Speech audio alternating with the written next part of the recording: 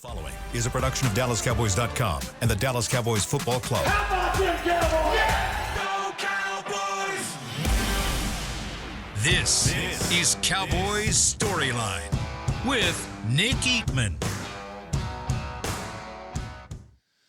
Good afternoon, everyone. Welcome to Cowboys Storyline. I am Nick Eatman. It is Tuesday, May 14th, and we're knowing a little bit more about the schedule. We got one game that's been announced by the NFL, and then tomorrow we'll have the rest. I would imagine there'll be a few leaks here and there. I don't know how much. I mean, I've already seen some that were wrong, so you can't really judge that. But when the NFL announces it, and they did yesterday, the Cowboys are going to play Cleveland in week 1. Not the first time that's happened. They did it 2008. They started the season there. It's been a while since we've seen the Cowboys start a season not at night. You know, that it's been like 5 years for that, and been a few more years since, I think it's been 10 years or so since they've played an AFC team. So little bit of a surprise, but good storylines. I mean, obviously with Tom Brady as being the number one analyst for Fox. So, you know, they closed out his career as a player, and then they're going to open it up as a broadcaster. But I think more importantly than that is the stuff that happens on the field. Good storylines of Amari Cooper, and then you got Myles Garrett. If whoever's left tackle, if it's Tyler Guyton, good luck right off the bat. So it should be a lot of fun. It'll be interesting to see the schedule coming out tomorrow. More stuff that happened. We've got a lot of assistant coaches talking today. You'll see some headlines on that, and in the next few days, all the assistants and the coordinators talked today. So that was good. Good insight on all the positions. And so we'll see some good stuff there from Mike Zimmer. Talked about what his plans are for Mozzie Smith and the weight he plans him to be at, and also it looks like he's going to be moving back to like a one technique. So you know that's last year. I thought Mozzie probably thought that's where he needed to be weight wise and lower his weight to get down to play the three technique. But as Zimmer said today, he's going to try to use them kind of like Michigan did, and more. It was more of a nose tackle, one technique type of spot there. So we'll see. Remember, he's got the shoulder injury, so he'll be coming back from that. But we'll talk more about other things that came out. Really good stuff from all the coaches and the assistants and the coordinators today. So we'll kind of sprinkle that in. But let's go to the phone line, 888-855-2297. Let's start with Michael. He's in Colton, California. Michael, what's up, man? What's going on, Nick? And shout out to the whole Cowboys Nation. Thank you for taking my call. And I know I haven't called in about a week or so. I have called. I haven't got through, so I may be a little late on my comment and everything. But well, I got like kind of to it, right? So the Cowboys, you know, I think they've done a great job, you know, of always putting together a good roster. I think that that will be a solid 10-win team, you know, and I think that's shout out to the front office. They've done a great job of putting together talent. And even though, you know, there hasn't been too much acquisitions and free agency and all, I still think that, you know, I'm excited for our depth. Our depth with all the young guys, you know, I think that they're going to play good, and I think that a lot of people don't realize the talent we have, you know. And so I think consistently, you know, they're going to put up 10 wins, you know, and that's, like I said, shout out to the front office, you know. But I really hope that, you know, once we do hit the playoffs, you know, and I know that's kind of thinking ahead, but, man, I just hope this running game isn't going to kill us, you know. And Ezekiel Elliott, you know, I'm a fan of his and everything, but I just don't think that he got it like he used to, you know. And then I was kind of like, you know, like, oh man, come on, man. Like I felt like he was. I hope that he's just as concerned with his production as he is, you know, about what number he's going to be, you know. But that's all I have to say, and thank you very much for taking my call. All right, appreciate it. You know, getting the number sorted out. He's wearing 15, and you know that matters to every player. So it's not just him. I mean, these guys want to, you know, have the best number for them and whatever their reasoning is. And it's also May. So, you know, I don't know if that's just, you know, the only thing that matters. But more importantly, is the running game going to be there in the playoffs or at the end of the season? And you said you think they'll be a 10-win team, and if they are, then that means they'll probably have some pretty good balance on the offense, passing game, running game. I'm sure they'll be balanced if they're going to win some football games, especially how tough this league is, and you have to a lot of times run out the clock. I would imagine they won't have just this really bad running game and still be able to win like that. No, but I'll say this, though. When you get in the playoffs, it has to be better than what it has been in the regular season. It's got to be better. That's just how you win. It seems like playoff football. You have to be able to run the football and establish yourself that way. When you look at just look at the Lions, they felt like they had the 49ers on the ropes there. In the championship game, but they ran the ball well, but then they couldn't keep running. And the Cowboys, of course, they lost to a Packer team that ran right over them, and they couldn't run at all. So, if Zeke is going to be the guy, or he can be one of the guys, I mean that's something everyone's talking about, is this running back by committee. And Jeff Blasco, the running backs coach, said today that could change week to week on what running back by committee looks like. All right, let's go to. Is it Randy in Texarkana? Is that who we got? Yeah, it looks like I'm going to have to start trying to catch these shows live, man, because after I listened to it Thursday, I realized there was a lot being said and I didn't know all that was going on. I'd like to give Irene some love for my story time segment, because I knew as soon as I told those stories that day, you wasn't having it. I texted Chris right afterward and said that I kind of bombed on those. I'd try to stick to football. That's okay. No, it's fine. They're a little long, but you've earned your stripes there to be able to do that, because you're right. such a character. So it was a good time. Good time. Maybe just one story. And speaking of which, I'm not mad at you and Dylan for calling me Mater. I actually cracked up laughing when y'all said that, but just know that, I'm a pretty sharp steak knife. Mater's a little more of a butter knife. I got some smarts and some skills happening there.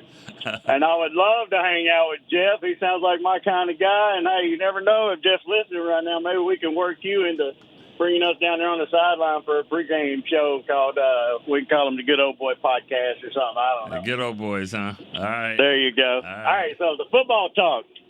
Captain Rob brought up referees, and I've had this on my mind for several years, and I'm not going to let anybody talk me out of it. I just think it's a work.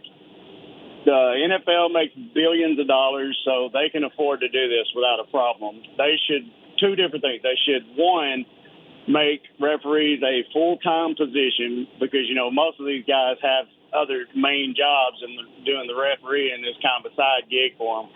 And two, I think it should actually be ex-players. Now, I'm not referring to a Tom Brady, something like that. I'm meaning guys that are 1 and 3 out of the league, practice squad guys that just couldn't quite get over the hump.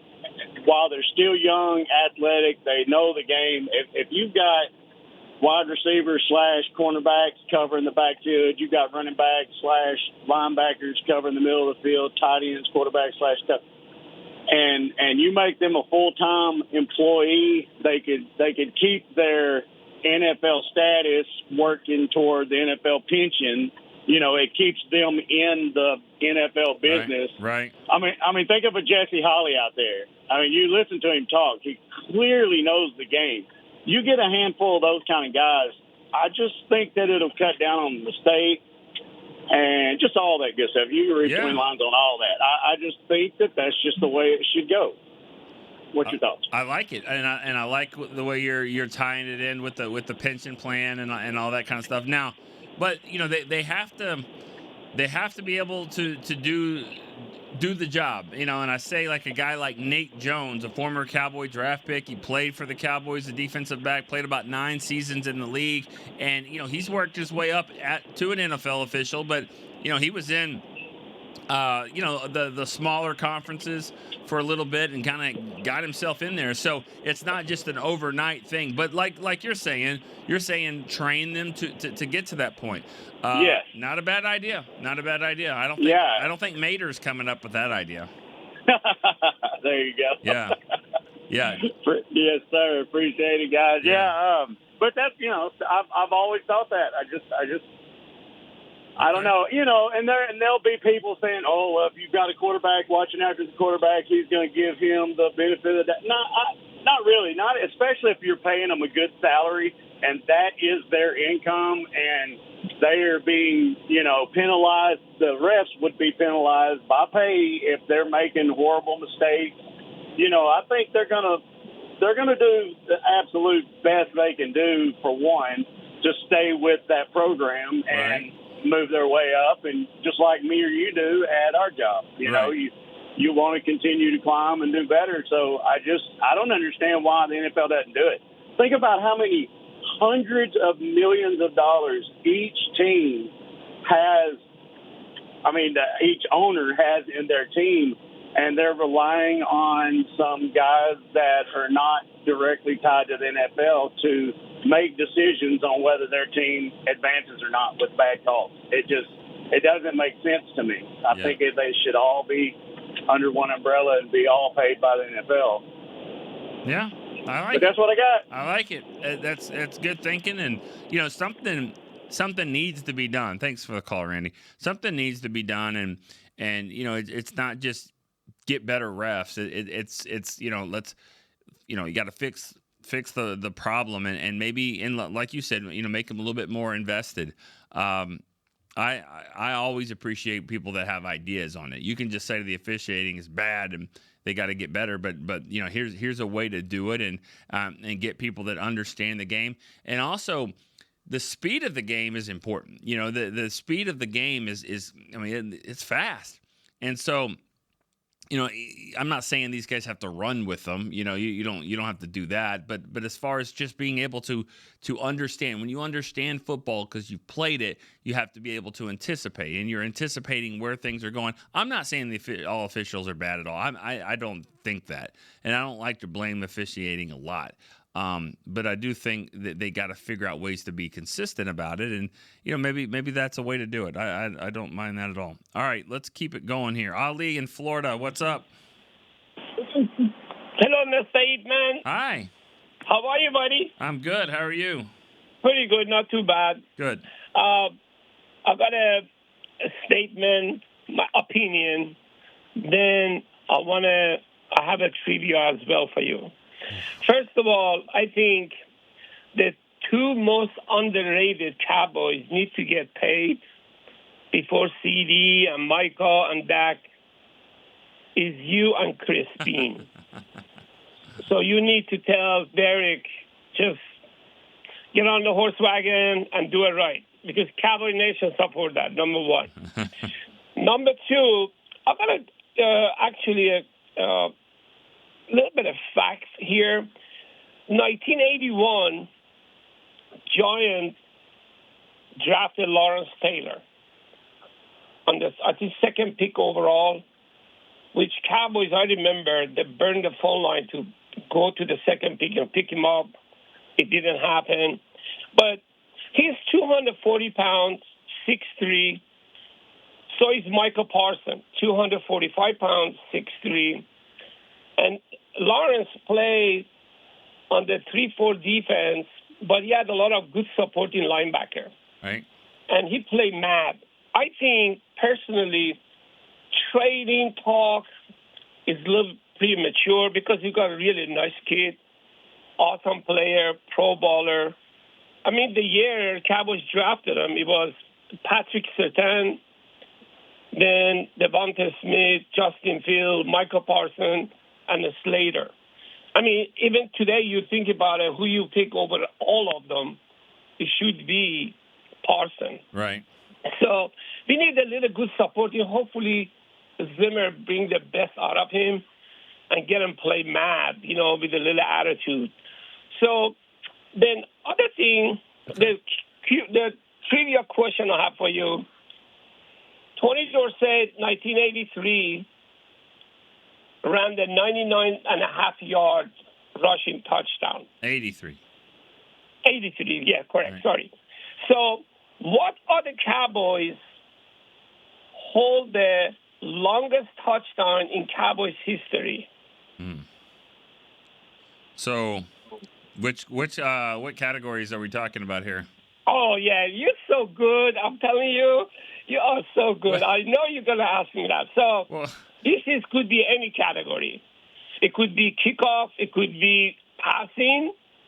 And it could be the running cannot be touched. So it could be.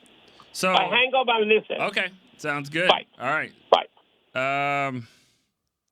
I mean, these are just kind of guesses here. I think the receiving one, I feel like Bob Hayes at 95, and I'm not sure there's been a one more than that.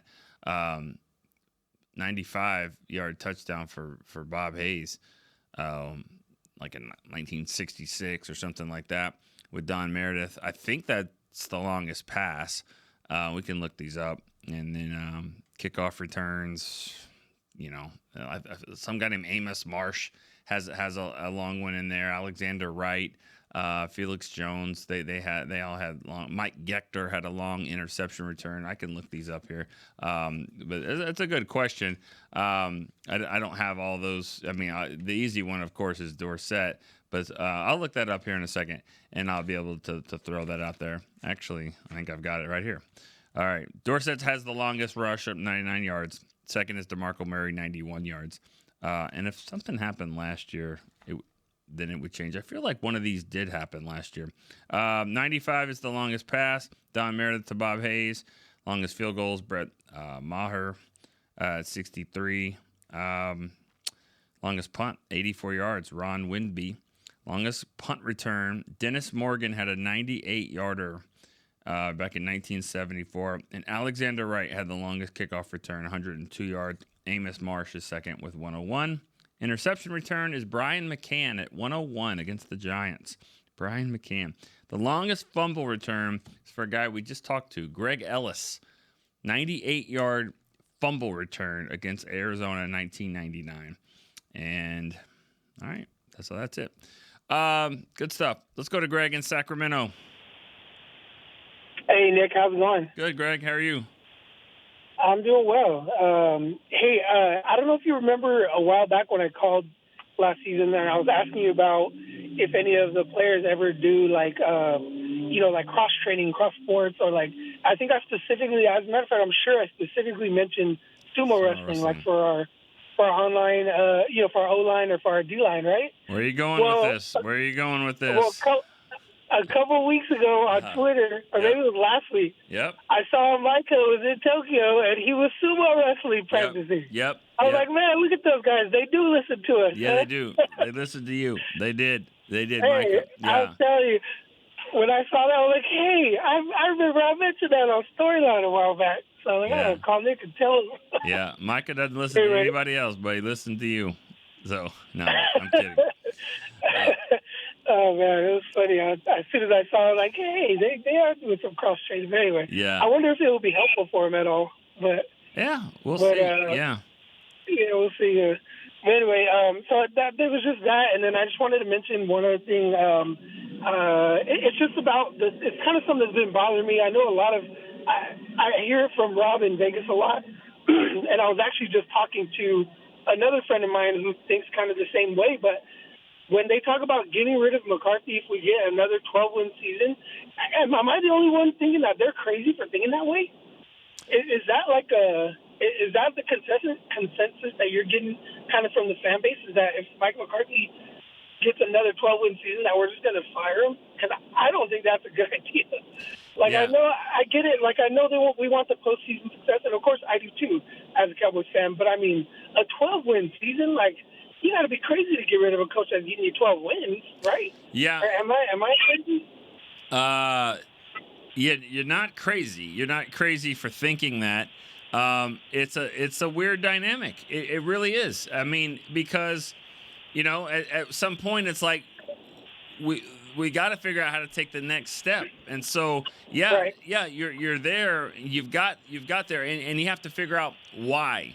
Why are they there? That's what Jerry and Steven have to figure out. Are they there because we've got great players that we've provided them, or is McCarthy doing all these things to get them there, but then for some reason it doesn't work in the playoffs? So it's not an easy decision, because the fan base gets restless. They're like, okay, we got to get better than that. 12 wins isn't what we're trying to do. We're trying to go deep into the playoffs.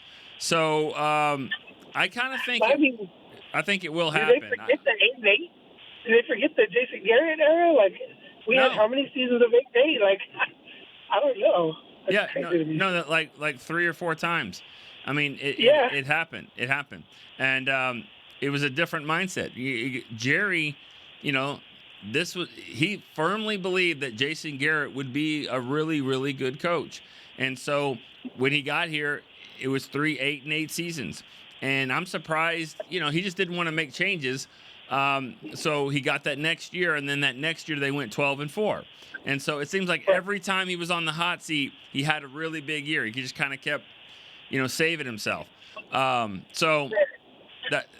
this is different though, because McCarthy, he's having success, but they've got to go to that next level. And if that doesn't happen, I think we, especially with the contract the way it is, it wouldn't surprise me if they let it run out, just like they let Jason Garrett's contract run out. Oh, that's just so nuts to me. I don't know why, but. And then just one other thing, if I could, real quick. I really like the Zeke signing. Like I know Zeke is not going to be like 2016 Zeke again, but what I think he will bring back from 2016 is the 2016 locker room feel. Because I remember him and Dak in 2016, they were having so much fun, and they were like best friends and stuff. And I don't know, like I feel like they elevated each other's play. So I think that's going to happen this season with Zeke and Dak. They're going to kind of get that 2016 locker room dynamic going again, and maybe that can kind of spark something, something with all the other players and all this new young players that we have. So I think I think bringing Zeke back was great move by the Cowboys. And that's all I got. Thanks for taking the call. Thanks, Greg. I think bringing him back and he's got things to prove. I still think he can do some things really well, and they feel like he can as well. I mean, he blocks. He can still get short yardage runs, catch the ball out of the backfield. And he brings a good attitude.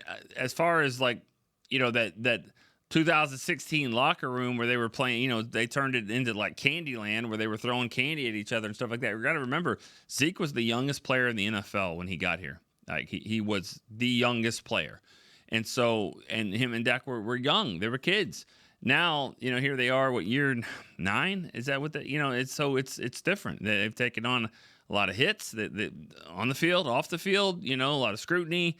It's different. It's definitely business now. I'm not saying that they can't have fun, and I'm not saying that they won't have fun, but I'm just saying it's a different. 2016 was just, just a unique season. It's hard to replicate that again. It was supposed to be Romo. He gets hurt. Dak. Nobody thinks Dak's ready, and he wasn't until he was. And it was just lightning in a bottle. It was just such an awesome season. But I agree with you. I think having Zeke will be good for this team. All right, Tim, Winston-Salem, what's up? Hey, Nick, how you doing? Good. How are you? I'm doing good. So we're starting out with Cleveland. Boy, that's going to be a challenge, isn't it? Yeah. Yeah, definitely. We'll find out real quick if we've improved our running game and our run defense. Yep. Yeah, and I want to kind of make a comment on the previous caller talking about the officiating. Yeah. I've always thought some way, somehow, with technology, we can, it's a game of inches. And I've always thought we can put some type of chip in the football and maybe correspond it with the field to, first downs are so critical from time to time. And it's you would want to, I've seen some bad spots and stuff like that, but yeah. I thought he came up with a great idea about the officiating. But I just kind of I've always thought that. What do you think about that?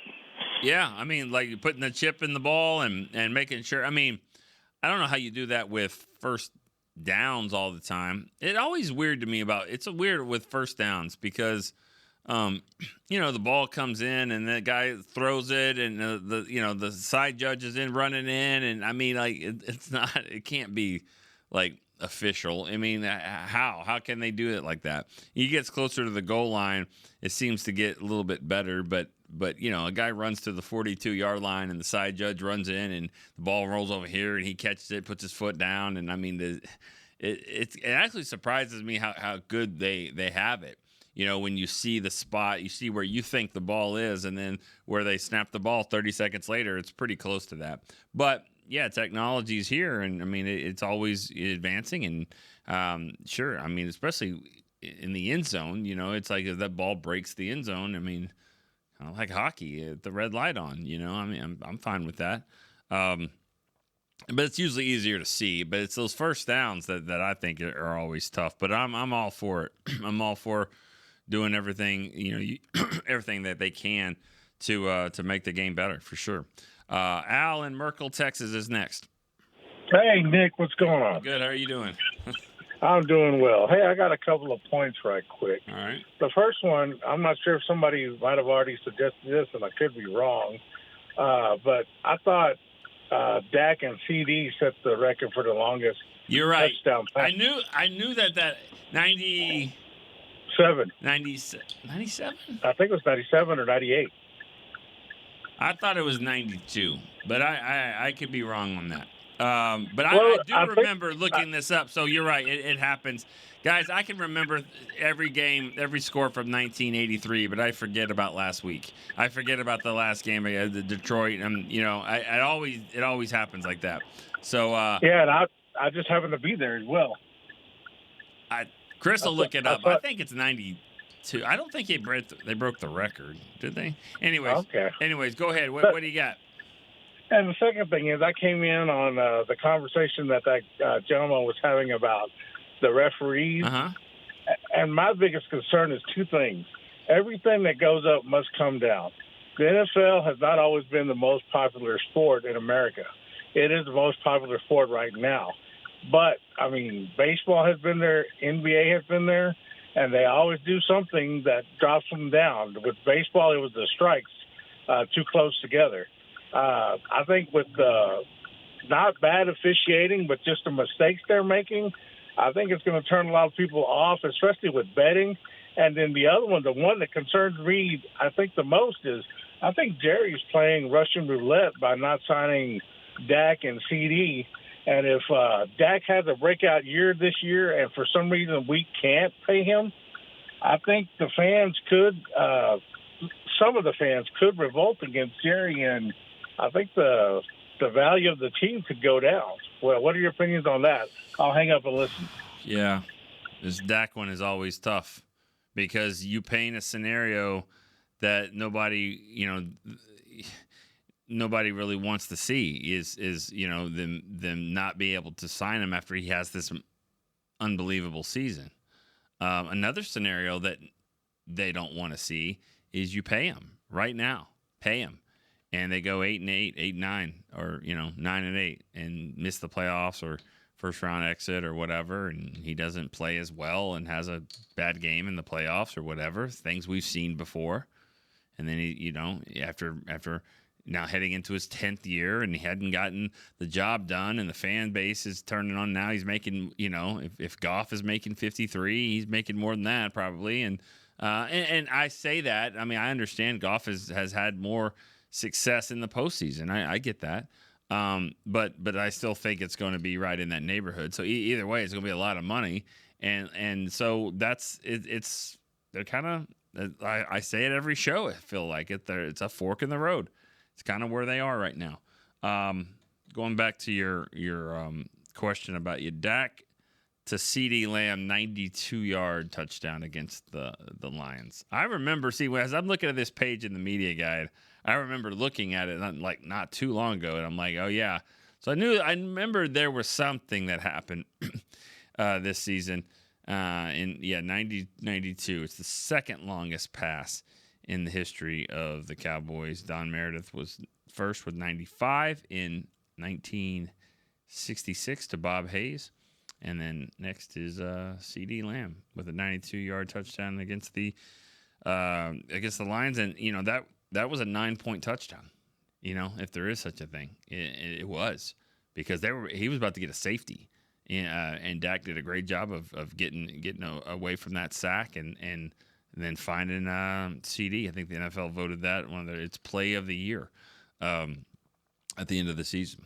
So, all right, good stuff. Let's go to Lewis. He's in Langston, Oklahoma. Hey, how you doing? Good, man. What's up? Not much. I'm kind of. I didn't really get to hear everything you was talking about, but I was catching up with the Dak talk and Jared Goff getting that big paycheck, and I was wondering, at this point, I know people say Dallas just pay him, but I'm like, does Dak go back to his agent and say, hey, listen, at some point, I've been saying I want to stay here. They saying they want me here. Let's make something happen, because I know that you can't be just sitting on your hands and just waiting for the paint to dry. What are we going to do here? Yeah. And then, it helps with free agency if we go ahead and extend this. And I know they don't want to keep pushing it down the road, but, unless you're going to tell me Trey Lance is the heir apparent, we got to make something happen. And I know most of the big free agent names is going to be gone and stuff like that. But I always wonder, once training camp starts, who's going to get injured? Because, you don't knock on wood, you don't want nobody to get injured, but somebody's going to get injured. You got to pick up somebody. Yeah. If you don't have no money to make it work, where do we go from here? Right. Yeah, and I think they will. I think training camp, it always seems to happen. So I think that they probably will get one of those guys done. And I keep thinking it'll be CD. But, it's just it's what's tough about doing these shows in May, because, you guys keep having the questions, and we don't have the answer because it's still a wait and see type thing. They're great questions. Well, who's the quarterback next year? That's a great question. And then here's another one. Who's the backup? And then who's the third quarterback? You got 3 quarterbacks on the team right now, and none of them could be here next year. Yeah, and so how does that make Mike McCarthy feel? We're just fans, but as the coach who knows, you have a head coach who may not be here next year, a defensive coordinator who may not be here next year, an all-pro right guard who's one of the best offensive linemen in the history of your team who may not be here next year. Yeah. Are we saying we're in the rebuild year without saying we're in the rebuild year? What are we doing? Next year might be. But right. Go win this effing thing. Seriously, that's why I look at it. Go win it. And I know that you guys have called, and certain people, specifically have called and be like, they didn't go for it. I really don't think they had the opportunity to go for it. Right. They don't. You guys say it all the time, and they're trying not to rebuild. I don't think they want to rebuild. They do not want to do that for next year.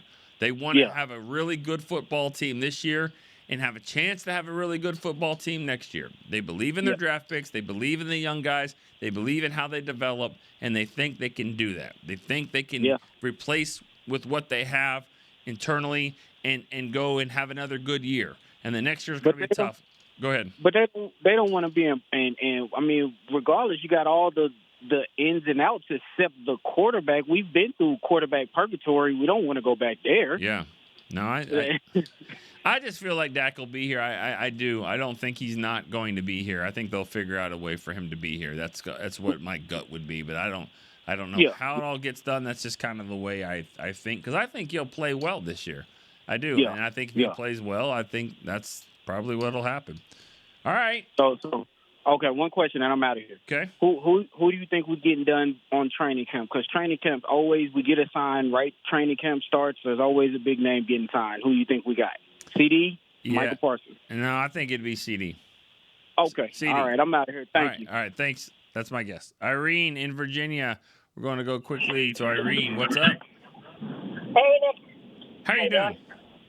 Good. It's rainy here, and I have a little bit of a cold, but that's okay. Anyway, so a question and a comment, I guess. I was wondering, in your opinion, who's the most deserving player, it can be Cowboys or non-Cowboys, to ever not get a Super Bowl? For me, it's Romo for the Cowboys, and it's Dan Marino as the non-Cowboy. I just think both of them will. Marino obviously played better than Romo, but it's just both of them kind of bugged me that they never got. They had their chances, I guess, but just never materialized. So that's my question for you. And then comment schedule release tomorrow. I am just hoping for a non-January or late December game in Washington because I go to the games and I'm tired of having 6 layers of clothing on. But do you have a sense that maybe we might get a Sunday night game because of the Dan Quinn storyline? This is what I'm thinking.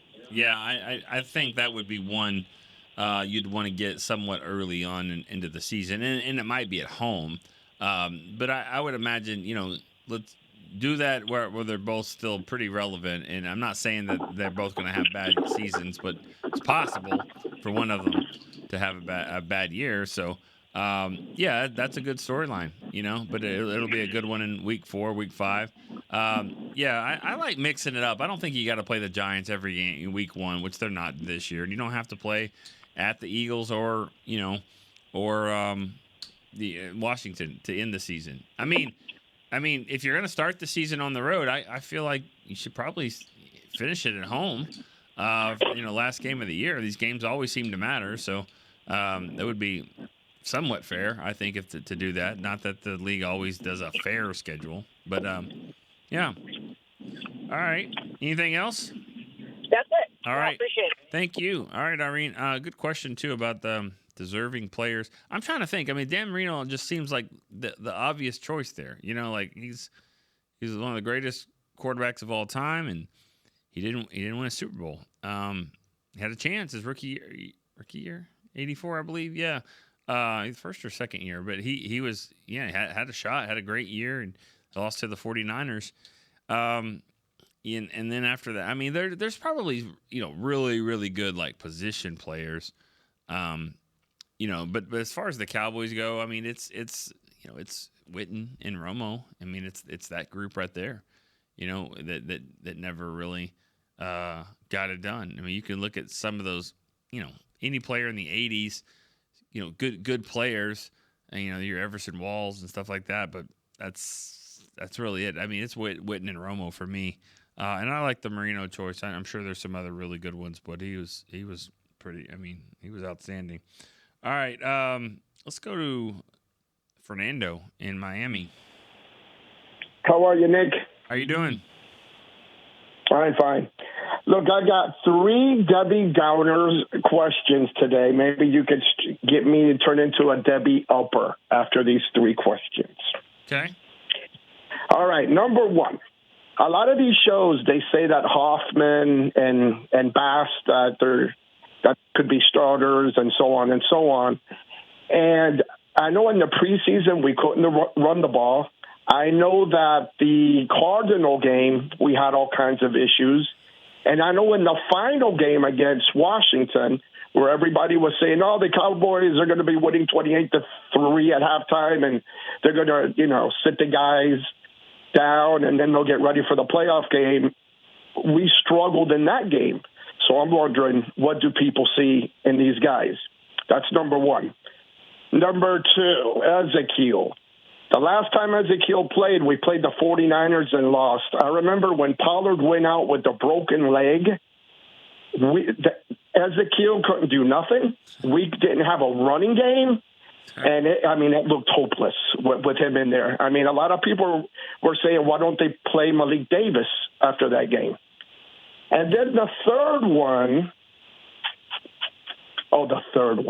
Dak. Some people love Dak. Some people don't like Dak. And I'm thinking, if you look at Josh Allen in the playoffs, when they're losing, you see him jumping over people, just running over people. You see the will. When we lost to the 49ers, the 49ers 2 years ago in Texas, or 3 years ago, that game was very close, and you didn't see will. It just seemed like they looked so dead, and the game was there. I mean, we were close, and they looked so down, and like they had no energy. And like the Packer game, kind of the same way. At the beginning, you don't see that fight, and I don't want to blame him for all of that, but I mean, if you compare him to Josh Allen, running over people, and you see that fight, you don't see it. And losing. You don't see it. And then what does that? I mean, he loses. I mean, you can sit here and say, "Oh, Josh Allen, he's running over people," and they lose. So I mean, what? No, they lost, but I don't see that that fight. It's almost like, okay, we lost. Okay, whatever. We're done. I'm not trying to be funny. What does will and fight look like? I mean, what does it look like? Running over people? You know, being tough? I mean, when I think of Will, I think of Roger Staubach's highlights when he's running, and then they hit him in the ribs, and you see him go down, and you see him scrambling. The desperate. I would say it's like desperate. They don't look desperate. They almost look like, okay, we didn't do it. You know, we're not good enough. Sorry. You don't see that fight. The comeback fight, you know? Okay, not really. I'm not gonna say I know. I kind of disagree with you a lot on this one, which is fine. I think what we see is losses. We see the loss, and then that, you know. But I've seen Dak play well in the playoffs. I've seen him play with the game on the line in the playoffs against Seattle, flipping over 3rd and 13 and running and diving and doing a flip and getting 14 yards to win the game. I mean, that looked like true. That looked like will and fight. Now, that's true. There you go. It wasn't last week. I get that. It wasn't the last game, but I don't think that's the problem. I think that they have a problem running the ball, stopping the run, and maybe sometimes it's too big. Sometimes it's too big for them. I mean, they have wilted, you know, under the pressure, and that's happened. That's a thing. I mean, you can't run from that. It's not like the Packers were just that much better of a team. I think the Cowboys played like crap, and the Packers came in there and steamrolled them. The Washington game before that, I was worried. I was like, what is this? Remember that? At halftime, we were barely winning. Well, do you? What about the games where they're winning at halftime and they lose? Do you count that as a win? Because I mean, when you win 35-10, I'm fine with that. I mean, I'm okay. 35-10, you beat Washington 35-10 like you're supposed to. I'm okay with that. I mean, yeah, Washington brings it a little bit, and the Cowboys struggle somewhat, but you play 60 minutes. At the end of the day, is 35-10. So but it was worrisome. I know earlier it was worrisome because they were missing their 2 defensive ends. I think one went to the Bears, the other one went to the Niners, and I was like, what is going on here? If we play the Packers like this, we are done. And we were done. What's the name of the running back that they signed? Royce? No, I'm talking about the Cowboys. Oh. Yeah. Yeah, Royce. Wasn't it that Royce guy? No, I'm talking about Ezekiel Elliott. Oh, Elliott, yes. Yeah, I don't know how you pronounced it earlier. Ezekiel. Yeah, what do I call him? Ezekiel? Yeah, let's just go with Zeke. Zeke's easy. All right. Zeke. Good stuff, Fernando. All right, you talked about center, and they like Hoffman. And they like Bass, and then they like Beebe. So I think all 3 of them have a chance to compete. And you can take those 2 games however you want. You know, they lost to the Cardinals in week 3, and that was a bad loss. And they couldn't stop the run. They also couldn't score down in the red zone. And then they beat Washington. I don't think it was that bad of a loss. I mean, those games are tough. I mean, Washington at home, it's always going to be that for a little bit, and then the better team won, and so I'm not really concerned with that. 2 of their top 3 games in terms of offensive yards were those 2 games. So that's what Hoffman's thinking. You know, when I got in there, we didn't win both the games, but we're moving the ball. So it's not like he was, it's not like they struggled because he was in there. And when Bass played, it's kind of the same thing. And they're young, so I think they feel like from a development standpoint they're going to get better. And then the Zeke part. I mean, Pollard went down, and Zeke, he he can't just be the guy. They got to get some help. They got to get help for him. No doubt about it. All right, let's get it going here with Michael in Bowling Green, Kentucky. How you doing today, Nick? Good, Mike. How you doing? Pretty good. You looking forward to training camp to really see him get going? Yeah, I mean, but we got a ways to do that first, and we got to take some vacation time before all that, and yeah, it hasn't gotten really, really hot yet, and when that happens, that's when you really start looking forward to training camp. But as for what you're saying, let's see what they've got, and I think you can, mini camps, OTAs, that'll be good to see. So you kind of build your way up to it. Yeah, I mean, it starts with tomorrow, the schedule. I want to see that. I want to see what the schedule looks like, how it lays out. And so that, it's a step by step process here. Yep. So. Well,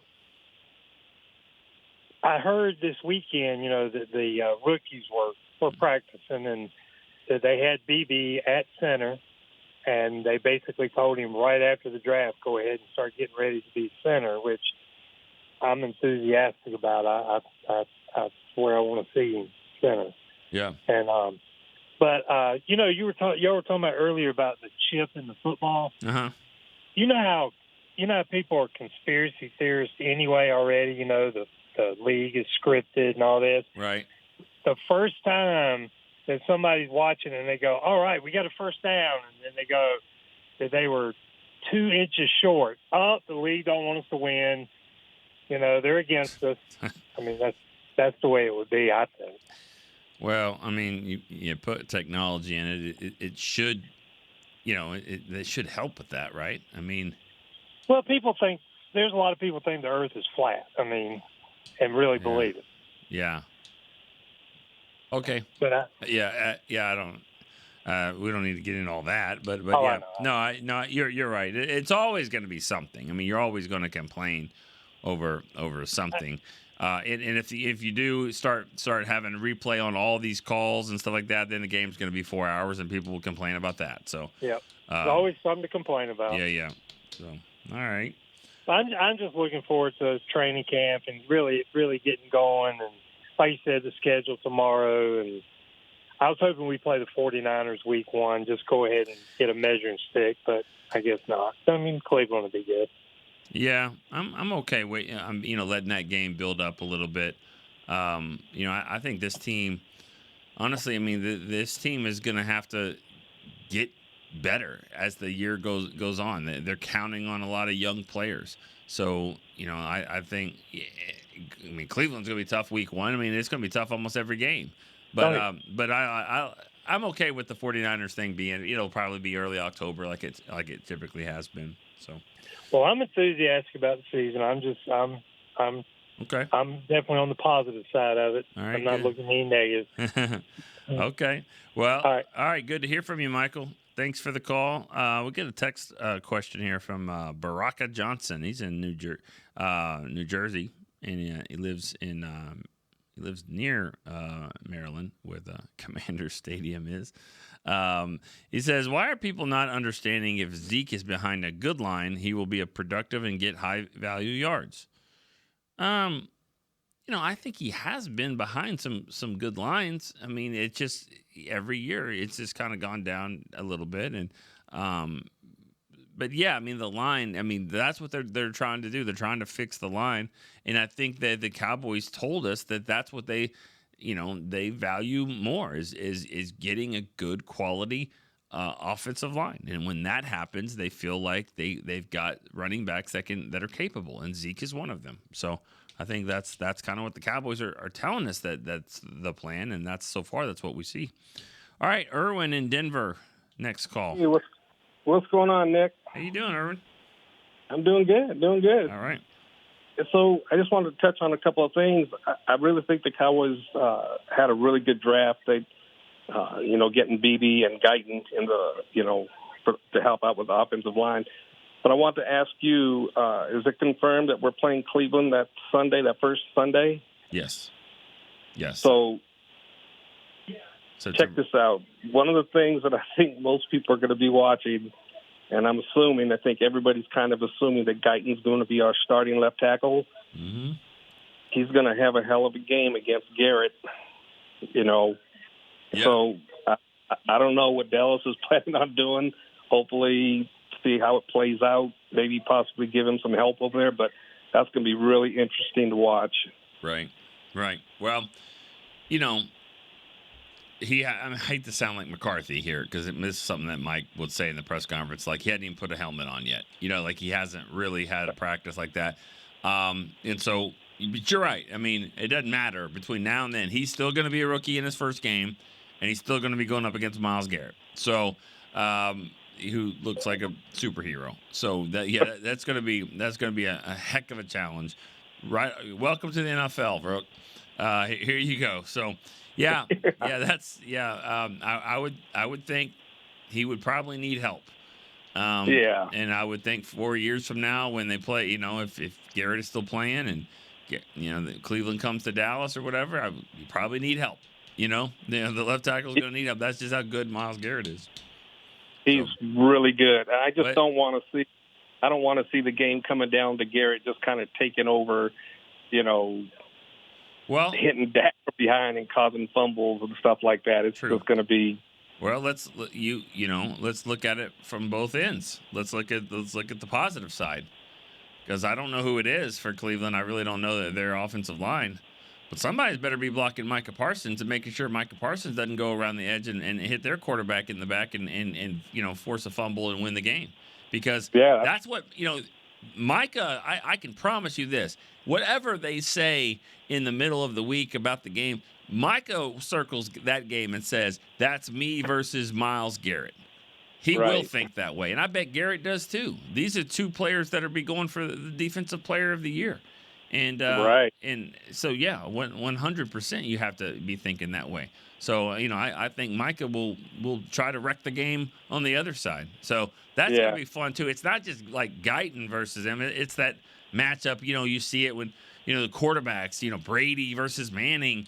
And it's like they never faced each other. They never played on the field at the same time. But it was kind of that way. And I think for defensive players like those two, it'll be that way as well. Right. So one more quick question for you, Nick. What do you think the chances are the Cowboys possibly sometime in June, when they get some more money in the cap, possibly go after somebody like Calais Campbell to help us on that defensive side of the ball? And I'll let you go. Thanks for taking my call. Thank you. There's some names that I've heard. I'd rather not share, but there's some guys out there that have veteran guys. There's probably two or three. And Campbell could be one of them. There's some others though, also guys that have played for Zimmer. So I do think defensive tackle's a position that you might see some help there. And it might be a situation too where some of these guys, I'm trying to who's the tackle? Jason Peters, a couple years ago, and also Anthony Barr. I mean, they were kind of on the radar for a while, and then you get to camp, and then they sign, and we've seen T.Y. Hilton go 10 weeks, 8 weeks, or something like that before he signed. So some of these veterans, they're not interested in going to OTAs and camp, and sometimes even training camp, and they'll get here when they need to get here. So I'm not saying that the Cowboys, they've got guys waiting in the wings.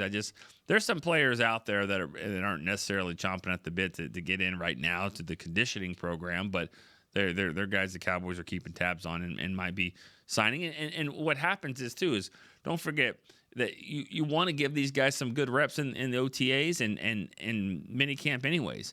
You don't want these veterans to come in and be a progress stopper. I mean, let's just see what Justin Rogers has, a seventh round pick from Auburn. Let's see what he has before you have to go and sign another guy in there. And you might have to do that, but let's give him the reps, between now and then and see how he develops. All right.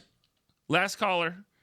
We got Dylan. Well, I'll say last caller. How about Dylan in Northport, Florida? We'll see what happens next. Dylan in Northport, Florida. Hey, Nick. How's it going? Good. How are you? Good, man. Good. Just joining in late here, so hopefully I'm sure nobody's talked about this specifically, but I just want to talk about the Cowboys' succession plan to Dak and how much it sucks. Right now, it's just a bad spot. They have no leverage as far as the negotiations go, and there's so many issues around letting Dak go that it wouldn't be right to bring in a young quarterback and a team that is in such a big transition period between the offensive line, running back. We're hoping the offensive line is going to be rebuilt, but we don't know. I mean, these guys could come in and suck, or they could be great. You don't know yet. So it's tough to bring in a young guy, whether that's Trey or a rookie. You've got Dak's cap numbers, 66 this year, 57 over the next 3 years, $40 million of it next year. So that hurts a potential rookie deal savings. Trey's on a 1 year, and they have one preseason to determine what they want to do with him. So it's like all this uncertainty, and I know it takes two to tango, but man, if there was one thing I'd have to do right now as a front office, like I have to get Dak done. And I'd play their game, the agent's game, whatever they're trying to play. I mean, they could be stalling on purpose, so all of these quote-unquote leaves are dropping and driving Dak's price up even more, if that's even happening. I don't know what the agent's saying, but, man, that would be, like, the biggest emphasis and would have been as soon as the season was over if I was the front office. Yeah, but I'm just saying, but don't you also understand why? I mean, you could have, there's other callers that could call right behind you that says, we've already seen this. We've seen what it is. Why do we keep pushing this down the road? I mean, that's the other side of this. Yes, you may not get a quarterback better than him, but at some point you have to reset. And I am not saying that's what they need to do. I'm just saying that's why this is such a hard decision, because you can wake up on a Tuesday and go, I don't think Dak is the guy. I don't think he's going to be the guy. And maybe we should just kind of reset. And then on Wednesday, you're like, that's my quarterback. Sign him. Yeah. Get him locked up. I don't want Chad Hutchinson or somebody like that, Quincy Carter, to be the quarterback of this team. Well, that's what they're setting themselves up to have because that's on their succession plan. If they had a succession plan, I'd say if you don't want to have Dak, that's fine. But they don't have one right now. And if they're relying on Trey, potentially, I'm not comfortable with that. I know they aren't either. So that's all I'm saying, I guess. And I mean, you can't just go find Brock Purdy's. I mean, it just doesn't always happen like that, because you can draft one in the 7th round, and he could be Brock Purdy. He also could be Ben DiNucci. Good luck. So, I mean, it's you can find success stories. Tom Brady was in the 6th round, but I bet you 6th round quarterbacks probably for the most time, Spurgeon Wynn, somebody like that. I don't even know who that is. All right. Anything else, Dylan? Well, I guess that's it. Appreciate it. All right, cool. All right, thank you for the call. Let's go. We do have another caller, and he's a first-team All-Storyline caller, Ronnie, New Jersey. Hey, what's up, Nick? How you been? Good. How are you? Not too bad.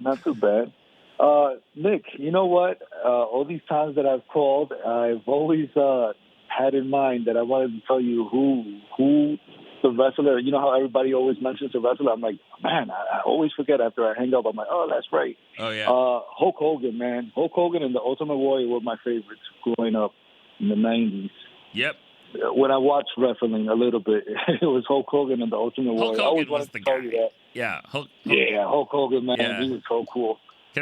I can tell you a story. One time I looked at I wanted to watch wrestling all the time, every time it came on, and I went to the TV Guide, if you even know what that is. Went to the TV Guide and I saw this show. It was like Saturday morning. It was called Hogan's Heroes. I was like, well, this must be a Hulk Hogan show. And if you know what it is, it wasn't. It is certainly not a wrestling. I know what you're talking about. Yeah, and so I was so disappointed by that because I just wanted wrestling all the time. So, yeah. The funny thing is the same thing happened to me.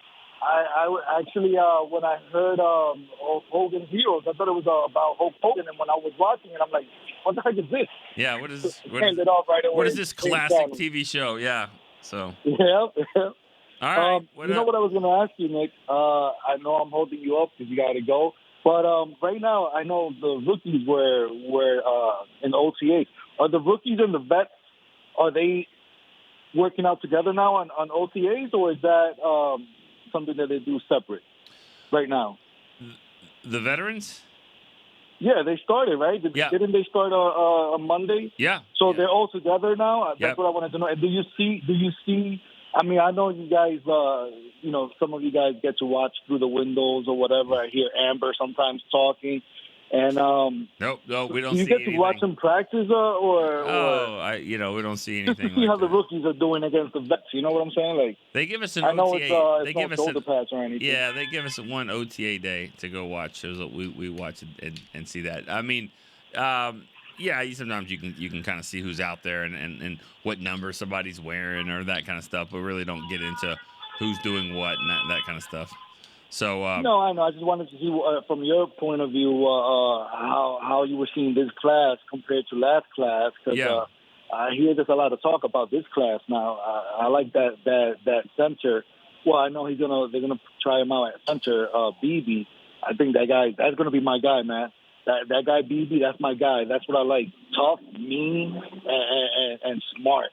So I'm hoping that the rest of the O line picks up for that mentality, and I think that's where we'll see the difference. Okay. What do you think? I mean, everything that we've seen out of him. Thanks for the call, Ronnie. As always. Thank you, Nick. Yeah, I think he's going to be.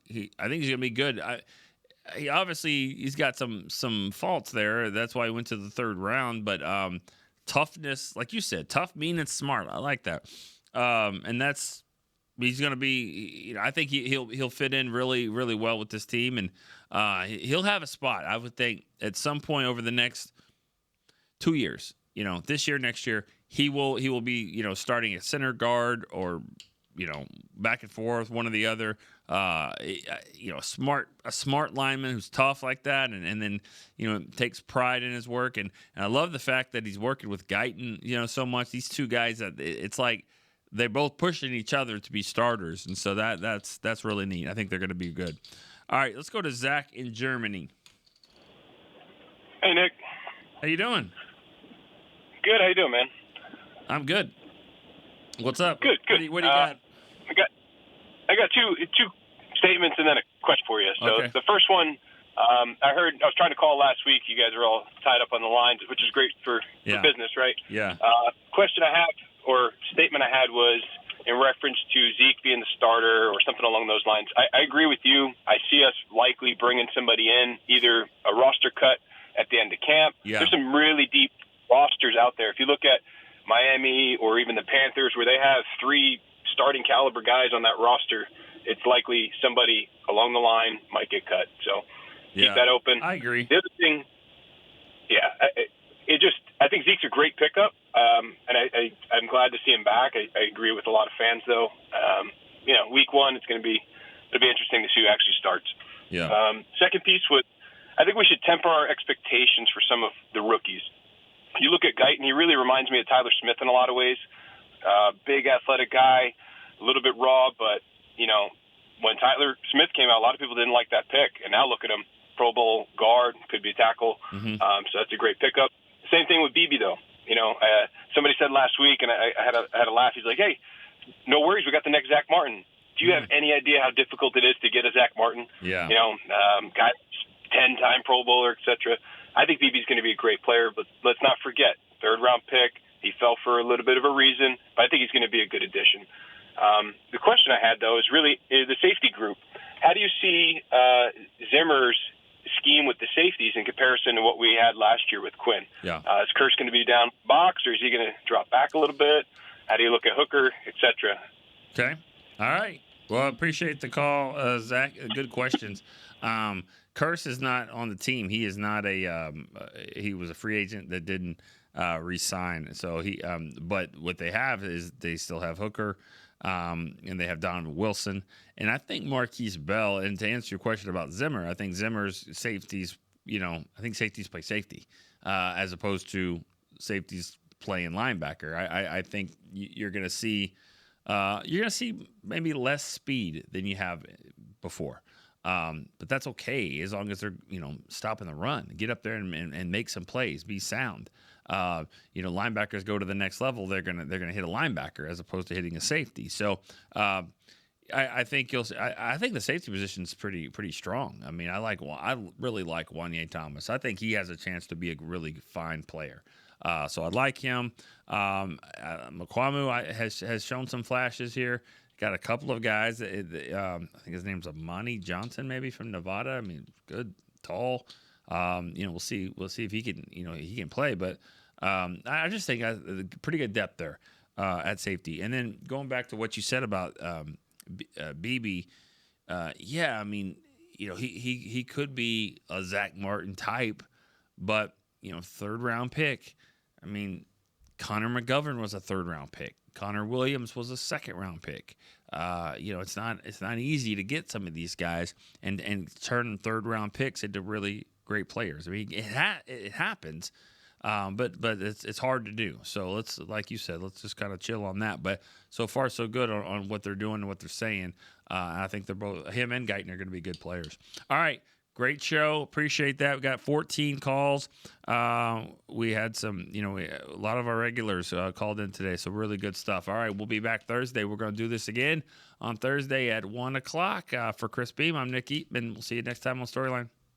This has been a production of DallasCowboys.com and the Dallas Cowboys Football Club. How about this, Cowboys?